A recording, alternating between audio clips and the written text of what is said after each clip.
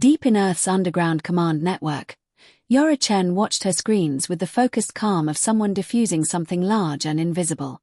What humanity had built, quietly, methodically, over decades of knowing this day might come, was not a weapon in any traditional sense.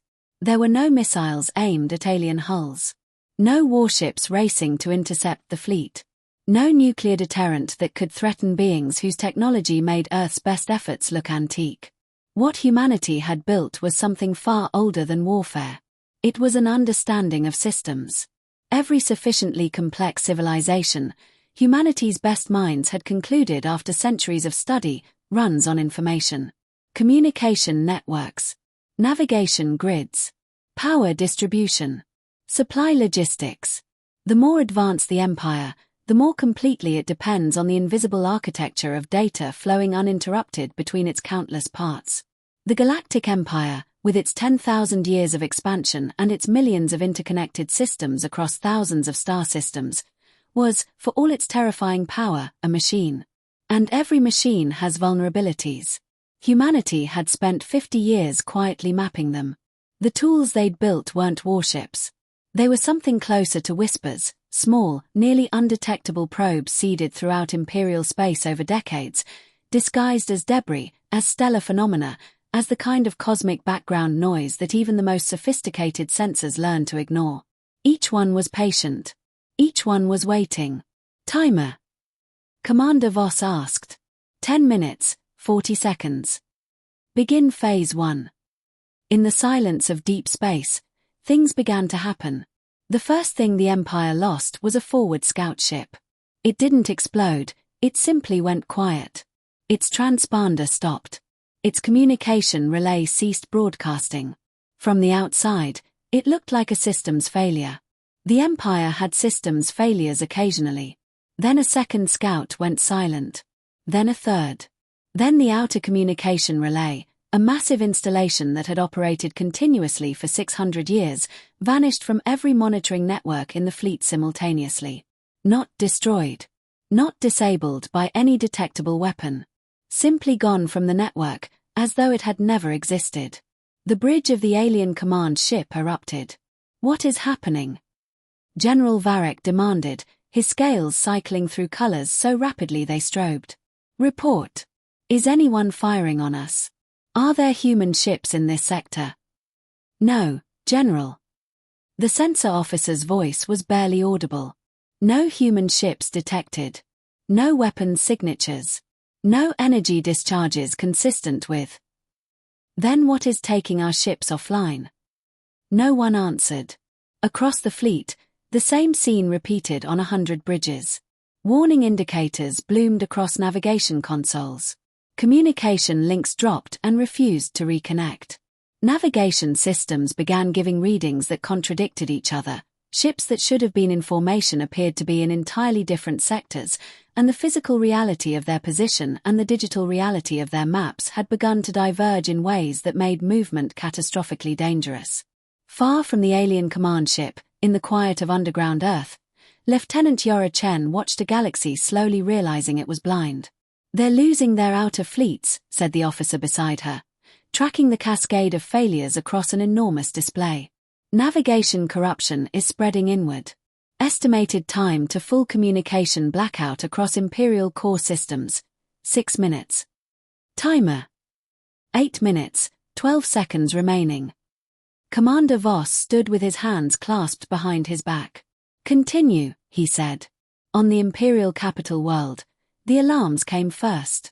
They echoed through the crystal towers of the administrative district, the kind of alarms that senior officials hadn't heard in living memory, reserved for events that were supposed to be impossible.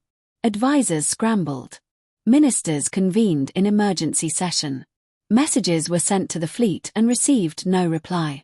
Messages were sent to the outer systems and disappeared into silence.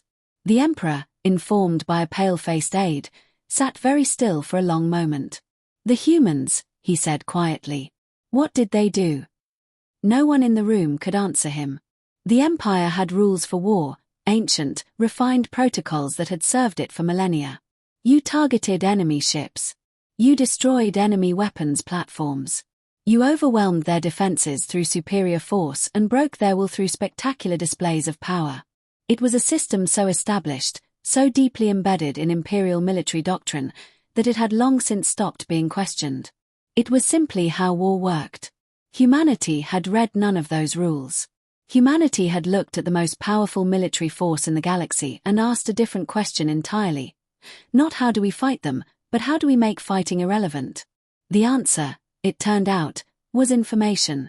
Not a single alien ship had been damaged. Not a single crew member had been harmed. The human response to the Empire's ultimatum had been the equivalent of quietly removing every road sign on a continent and then watching the invasion force wander into its own confusion. Timer, the commander asked. 5 minutes remaining. Phase 2. The Empire's great defensive network had protected its core worlds for 800 years. It was the crown jewel of imperial military engineering, a layered, redundant, self-repairing system that could repel the combined fleets of a dozen civilizations simultaneously. It had never been breached. It had never even been seriously tested. It began to fail at 13 hours 47 minutes and 22 seconds Earth Standard Time, quietly, the way truly catastrophic failures always begin, with a single anomaly that every experienced operator dismissed as a glitch. Within 90 seconds, the anomaly had replicated itself across 17 subsystems. Within 3 minutes, the shield network covering the capital world flickered, not catastrophically, not completely, but enough. For 4 seconds, the most heavily defended location in the known galaxy was as exposed as any ordinary planet in open space. 4 seconds was enough. In the alien command chamber, General Varric stared at his screens with an expression his species had not worn in generations. His scales had stopped cycling. They had settled into the flat, grey tone his kind displayed in moments of genuine, unprocessed shock. "This is not war," he said, almost to himself. "We prepared for war. We prepared for everything war could be." He looked at the readings again, as though the numbers might change if he stared long enough. "This is something else entirely." On the fleet-wide channel, the last one still functioning, he heard, from a dozen captains simultaneously, the same question in the same bewildered tone. "What do we do?" He had no answer. In the underground command room, it was nearly silent. The officers had been trained not to celebrate during an operation. Celebration was for afterward, for the surface, for the world above where people went to work and children went to school and cities continued to breathe without knowing what was happening in the quiet places beneath them. Here, there was only focus. The timer read. 1 minute remaining. Commander Voss stood at the central console. The screens before him told a story that would take historians decades to fully comprehend. The most powerful military force in the history of the known galaxy was dissolving. Not in fire, not in the drama of great battle, but in the way that ice dissolves in warm water, slowly and then all at once. He thought, briefly, of his daughter. She was 8. She liked drawing maps of imaginary planets. He had never told her what he did. He wondered if someday she would read about this in a history book and understand. "Final phase is ready," said Yora, her voice careful and level. The commander looked at the screens for a long moment. "Hold," he said. Yora looked up. "Give them a chance to speak," he said.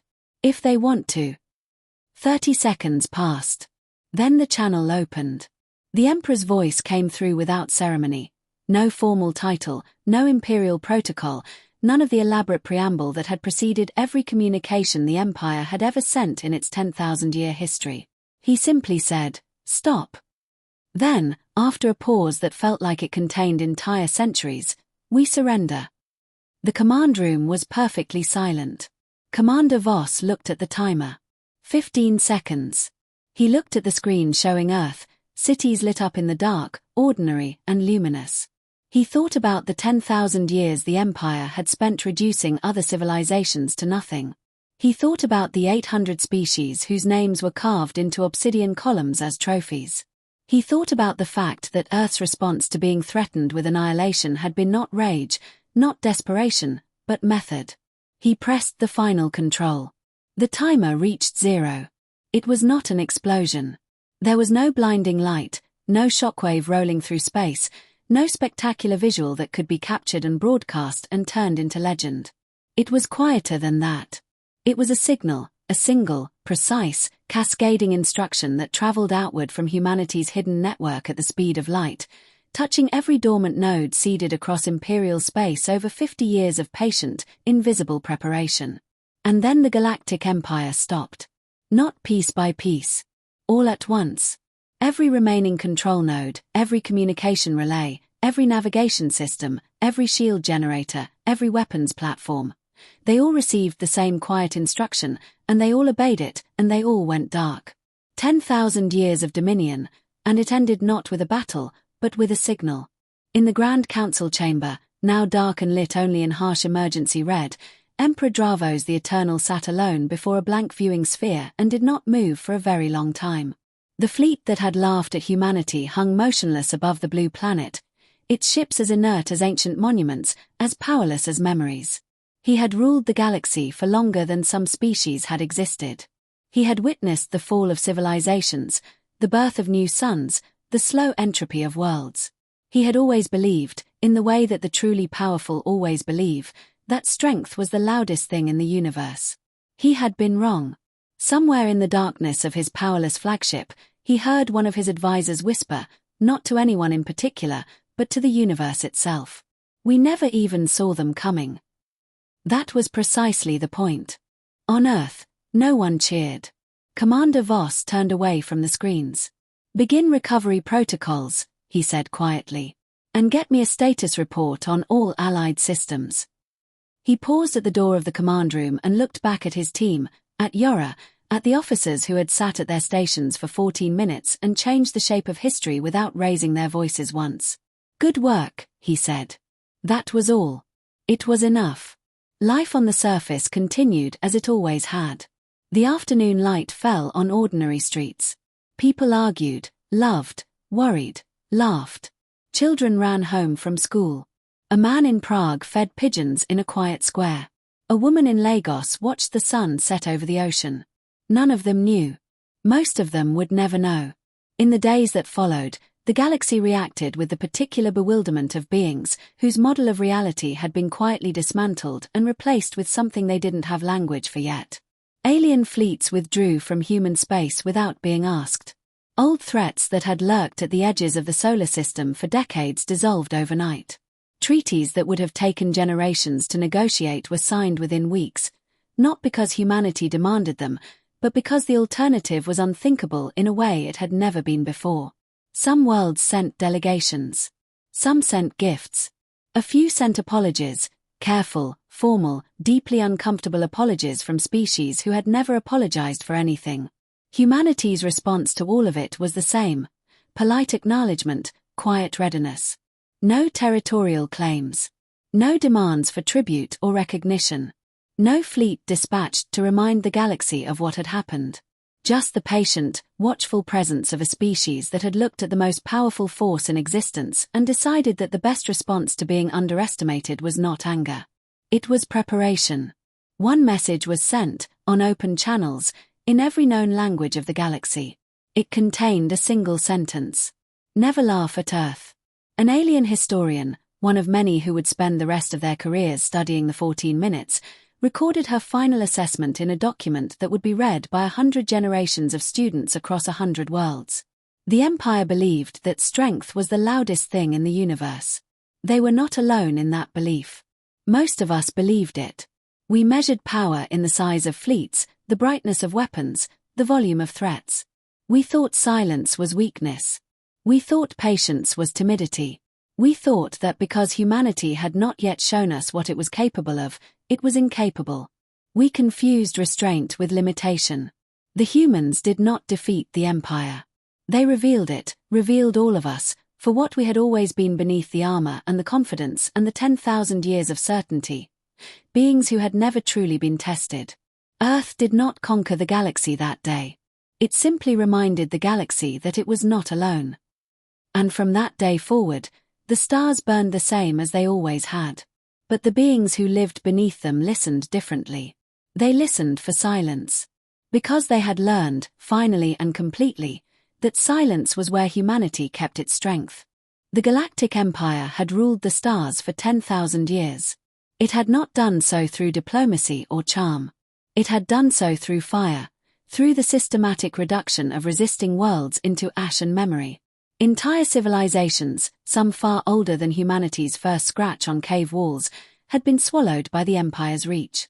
Their languages erased.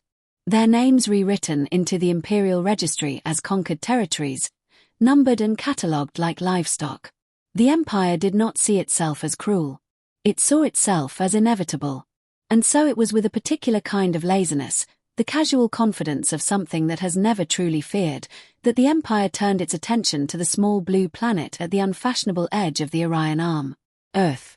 Inside the Empire's Grand Council chamber, the gathered alien leaders lounged with the easy posture of beings who had forgotten what it felt like to lose.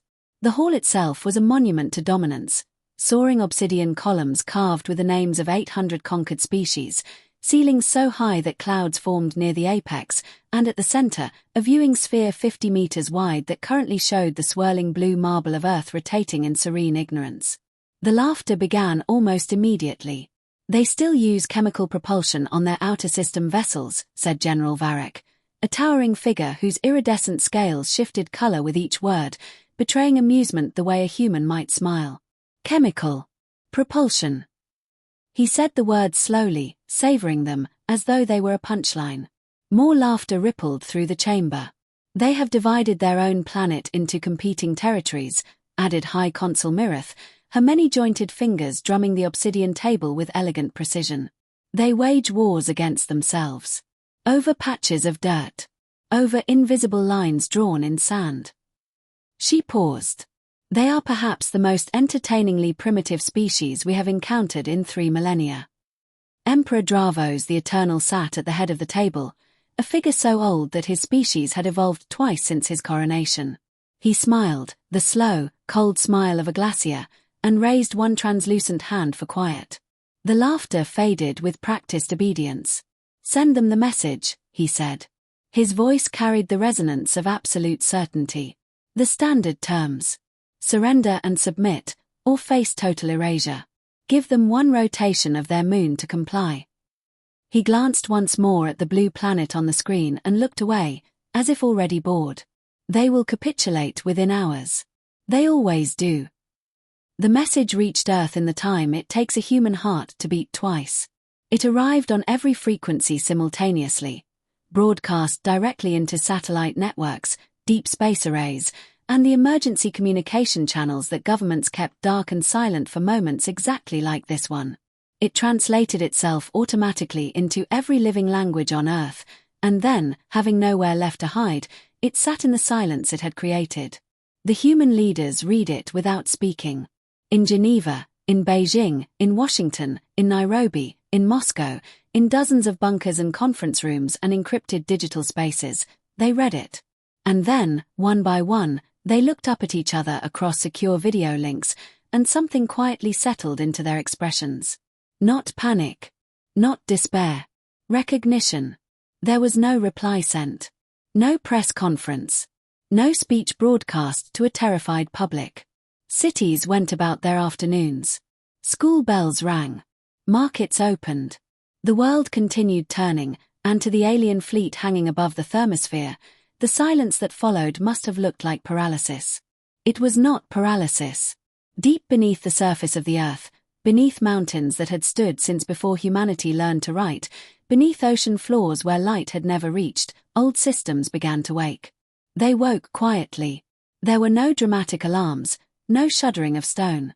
Lights came on in long dark corridors that had no names on any map. Cooling systems hummed to life. Servers that had been maintained in darkness for decades began running diagnostics. And across 17 countries, in facilities that officially did not exist, human beings sat down at their stations, calm, focused, and ready.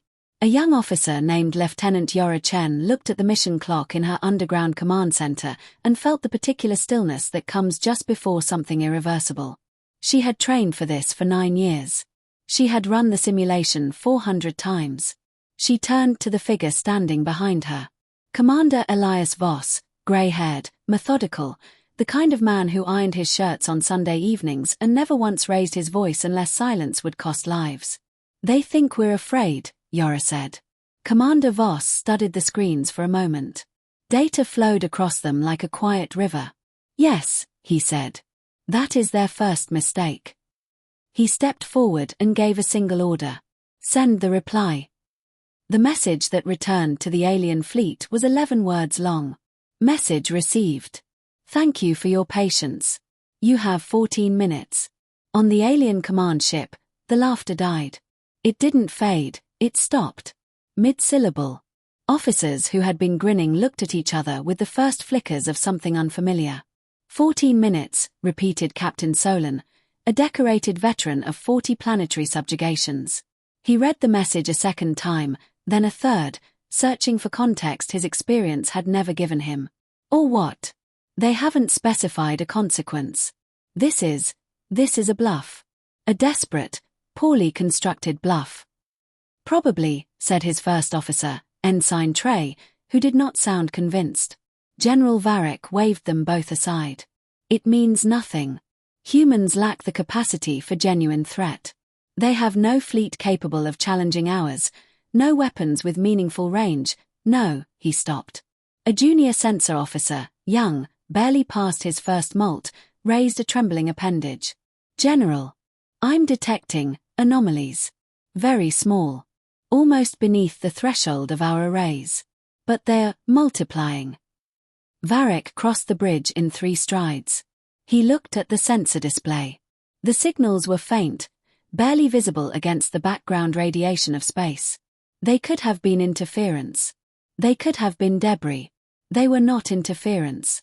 They were not debris. It's probably nothing, said Varric, because he had spent centuries telling himself exactly that.